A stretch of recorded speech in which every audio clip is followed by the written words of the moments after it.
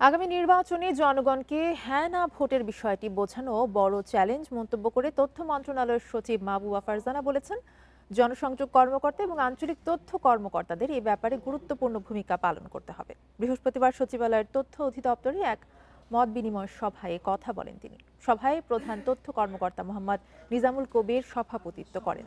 তথ্য সচিব বলেন, আগামী জাতীয় সংসদ নির্বাচন সুষ্ঠু, গ্রহণযোগ্য ও স্বচ্ছতার সাথে করতে সরকার বদ্ধপরিকর। এ ব্যাপারে সরকারকে সর্বাত্মক সহযোগিতা করতে হবে। গত 15 বছরের নির্বাচন নিয়ে জনগণের তিক্ত অভিজ্ঞতা আছে মন্তব্য করে তিনি বলেন, জনগণকে নির্বাচন এবং ভোট কেন্দ্রে আসার ব্যাপারে আগ্রহী করে তুলতে হবে, বিশেষ করে তরুণ, নারী ও অনগ্রসর অঞ্চলের ভোটারদের। হ্যাঁ এবং না ভোটের বিষয়টিও জনগণকে সহজভাবে বোঝাতে হবে, কারণ এই বিষয়টির সঙ্গে তারা পরিচিত নন।